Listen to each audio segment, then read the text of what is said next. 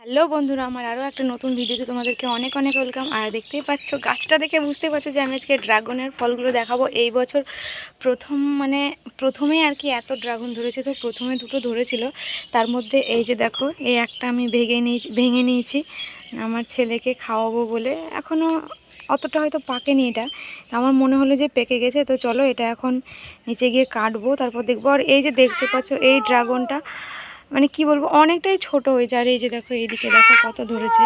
হ্যাঁ দিচ্ছি বাবু, দিচ্ছি, দাঁড়াও, কেটে দেবো, দাঁড়াও। এই যে দেখো, এইদিকে দেখো ফুল ধরেছে। আর নিচে এই যে দেখো, এদিকটায় এখানে 3-4টে ধরেছে। এখানে একটা পুচকু ফুল হয়েছে। এই ড্রাগনের ফুল এই ছোটোতে দেখতে ভালো লাগে। দেখো এই পুচকুটাকে কত সুন্দর লাগছে। আর এই ফুলটা আজকেই ফুটেছিল সকালের দিকে। তো সকালে এখন ধরে নাও যে প্রচুর রোদ হয়, তো রোদের কারণে বেশিরভাগটা ছাদে আসা হয় না, তোমাদের সঙ্গে গাছগুলো মানে শেয়ার করা হয় না। এই যে দেখো লেবু গাছটা দেখো কত সুন্দর হয়েছে। আর এইখানে তো আর একটা ড্রাগন গাছ লাগিয়েছি, এই যে দেখতেই পাচ্ছ। আর এই যে দেখো গাঁদা গাছটা কত সুন্দর হয়েছে, গাঁদা ফুলের গাছটা। এটা সবেদা গাছ, এই গাছটা তো বড়ই হচ্ছে না মনে হচ্ছে।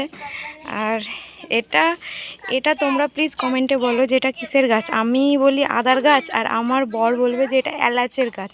তো জানি না। আর এটা সেই কি বলে, করমচা না কি বেশ বলে, ওটা হচ্ছে এটার গাছ। আর এই যে দেখো বেগুন গাছ দুটো দেখো কত সুন্দর হয়েছে, মানে বর্ষাকালের বেগুন গাছ, ওই জন্য এত সুন্দর হয়েছে।